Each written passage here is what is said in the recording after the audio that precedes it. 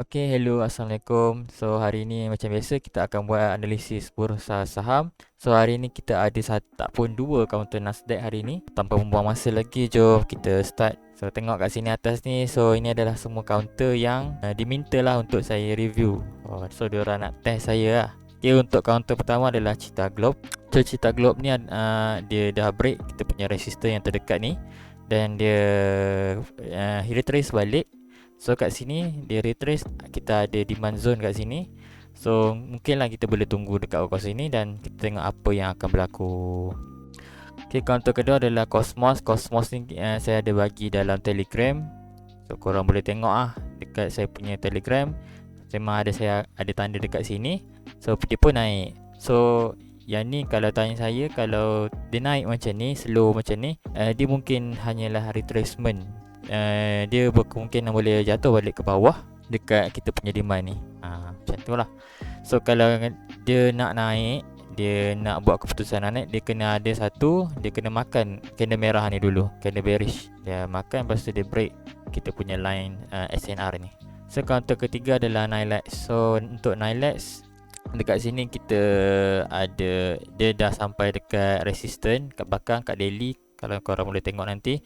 So sini kita ada support. So dia reject dekat support ni dan dia nak kembali semula. Kalau candle merah ni makan candle hijau ni, so dia mungkin boleh jadi ke bawah lagi. Dia boleh turun bawah lagi lah. So saya expect mungkin dia boleh sampai dekat RBS ataupun kat bawah sekali ni, demand yang terdekat. So kita tengoklah reaction dia pada hari Isnin nanti, sama ada dia boleh hold dekat sini ataupun dia boleh terus naik ke atas ataupun dia boleh tembus. Okey, untuk counter Syscop, so saya ada tanda kat sini, dia masih lagi bermain dekat dalam kita punya demand zone. So dia main, dia reject, dia tak boleh tembus kan, dia tak boleh tembus, dia masuk balik dalam ni, lepas tu dia reject semula. Lepas tu dekat sini kita ada di supply area. So kat sini kalau dia nak naik, dia kena tembus dulu supply ni. Dia kena tembus, so dia kena menuju dekat supply yang terdekat. So kat sini, so kat sini adalah pattern Quasimodo yang sell lah. So mungkin dia boleh sampai sini dan dia turun, gitu. Okey, untuk counter yang keempat atau kelima adalah counter Tangco. So Tangco ni dia duduk dalam, masih lagi dalam sideway. So dia tak tahu nak pergi mana. Tapi dekat kawasan sini kita ada pattern lah, pattern flat macam ni. Macam ni pattern flat. So saya tak tahu sama ada boleh respect ke tak, sebab dia dah sampai dekat kawasan resistor ni. So saya expect kalau dia jadi, dia boleh jadi macam ni, dia boleh naik terus. So kita ambil ukuran dekat sini, kat sini. Okay, macam tu. Kita boleh copy macam tu. So mungkin dia boleh tembus. So kalau dia turun lagi, agak berisiko lah. So kita tengok je lah apa yang dia akan buat nanti. So saya expect dia akan pergi sampai dekat area di sini, area bahu kiri.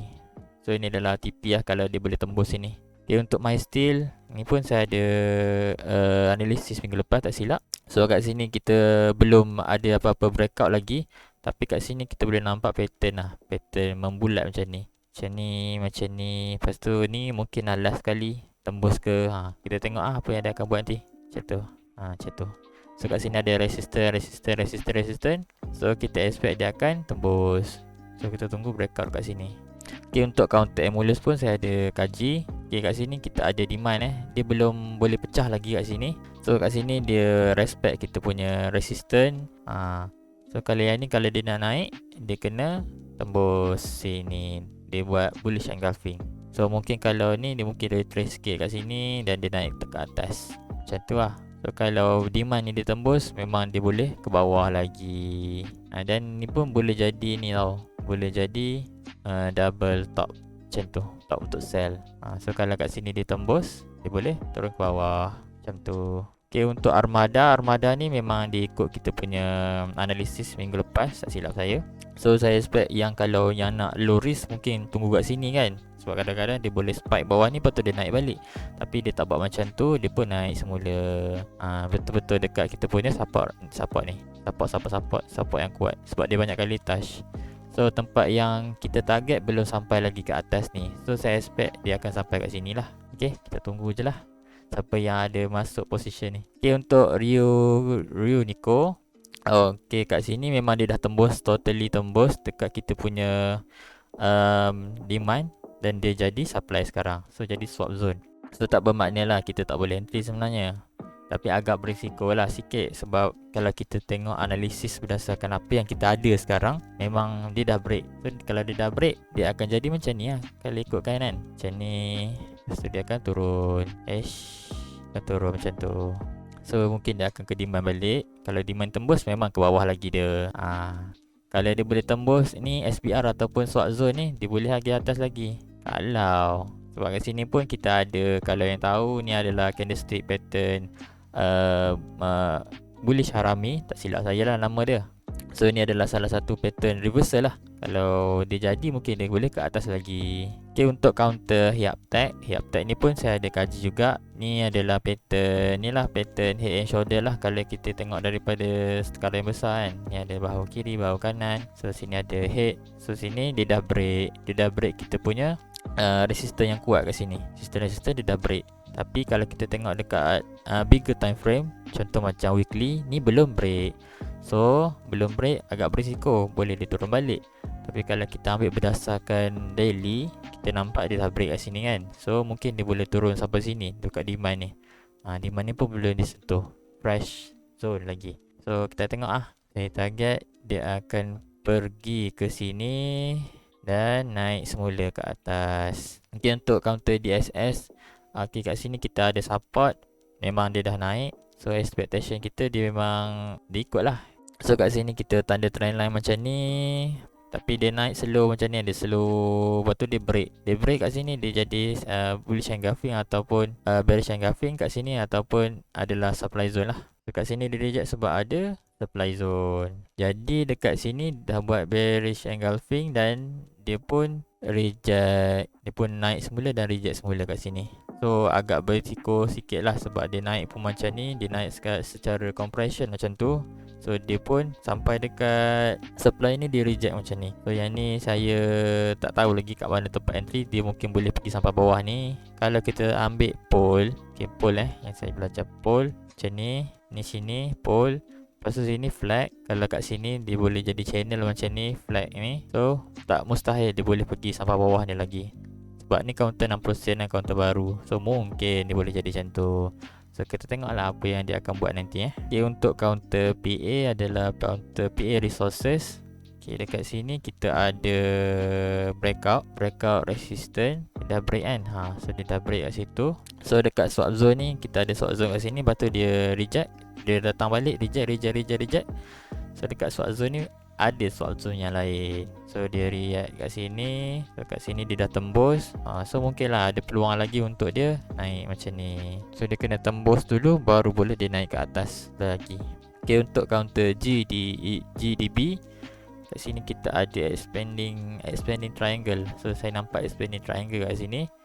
So kalau kita nak entry kat sini, mungkin lah kita boleh cari kawasan-kawasan yang resistance become support ataupun support become resistance. Kita ada demand kat bawah ni, lepas tu dekat tengah-tengah ni kita ada resistance become support ataupun RBS. So mungkin dia boleh react kat sini. Kita tengok dia react macam mana. Dan kat sini tengok dia akan react macam mana kat sini. So kat sini lah saya tempat yang saya rasa lebih selamat untuk entry. Tapi kalau dia react sini, kita dah tertinggal. Okay, untuk Toyoven ni ada yang request yang warrant. Okay, kalau warrant ni kita kat sini kita ada, dia buat satu flag pattern ataupun compression. So dekat sini kalau kita tengok yang dalam compression ni, kita ada resistance ni pun dah di break, walaupun sikit macam ni, saya akan dikira dia sebagai break. So dekat sini kita boleh lah cari re-entry semula dekat kawasan-kawasan sini. Mungkin dia boleh buat macam tu. Dia retrace sikit dekat kita punya line RBS ni, dia pun naik ke atas. Okay, untuk counter awan tag ni pun salah satu saya punya watchlist juga. So yang ni ada orang minta short term dengan swing. So tak apa, boleh je. Okay, kat sini saya ada tanda hari tu.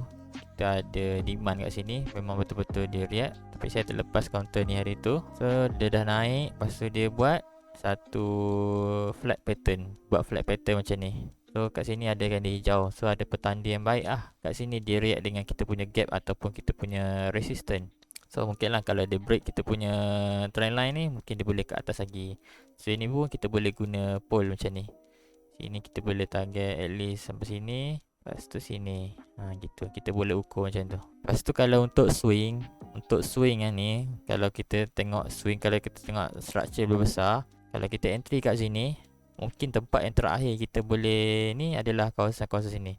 Ni adalah kawasan resistance. Ada support lagi. Saya target lah. Kalau dia nak pergi. Dia boleh pergi sampai sini. Maksimum TP kita. So kalau dia break sini.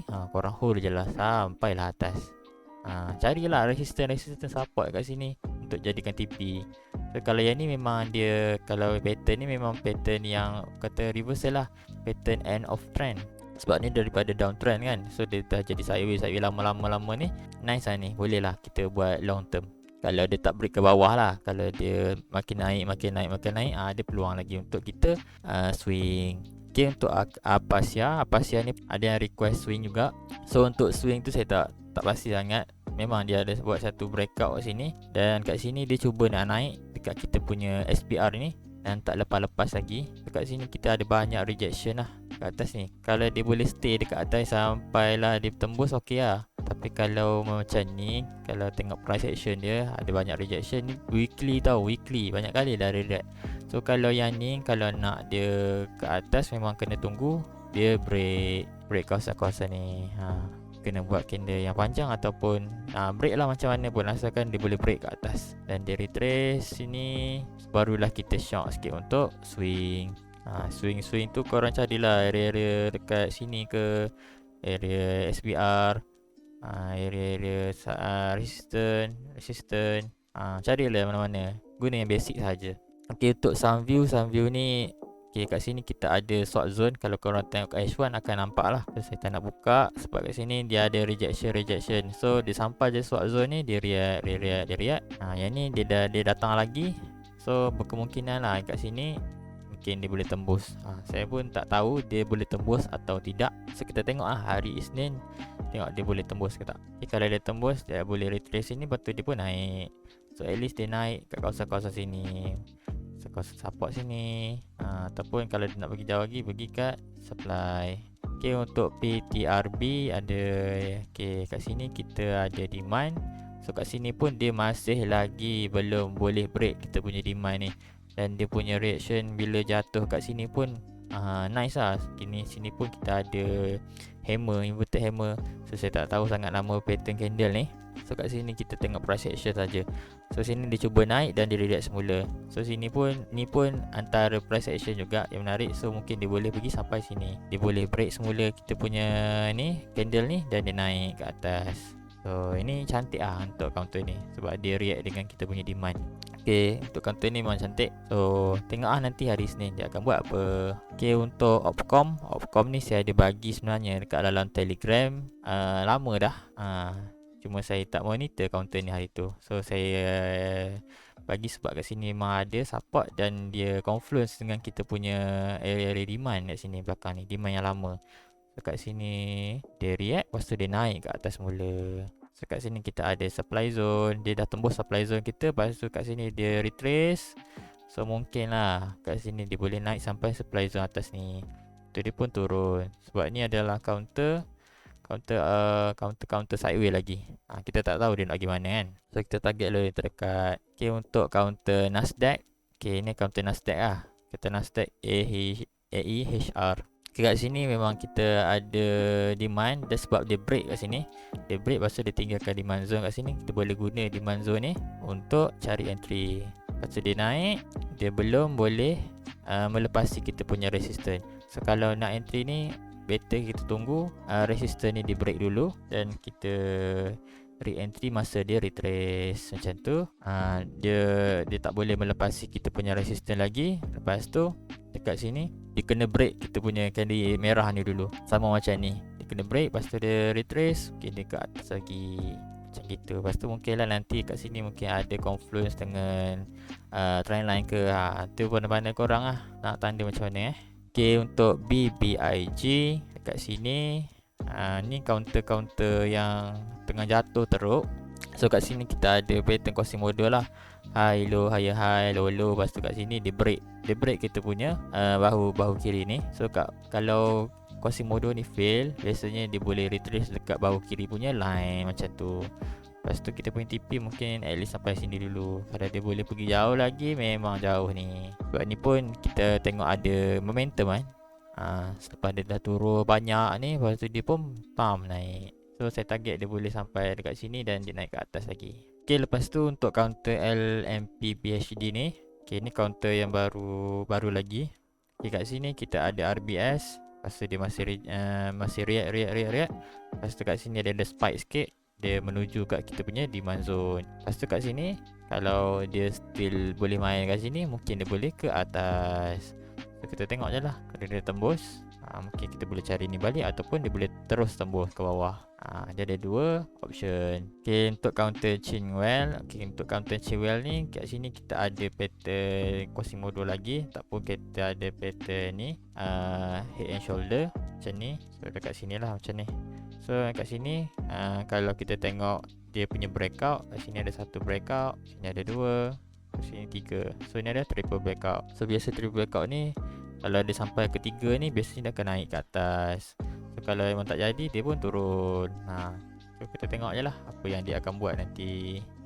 Okay, saya rasa itu saja untuk hari ni. So banyak counter yang saya kena review. Laju sikit lah hari ni, untuk kita cepatkan sikit masa. Nanti sampai 20 lebih minit akan jadi susah untuk saya edit. Okay, itu saja untuk hari ni. Bye, see you next time. Good luck in your trading. Assalamualaikum.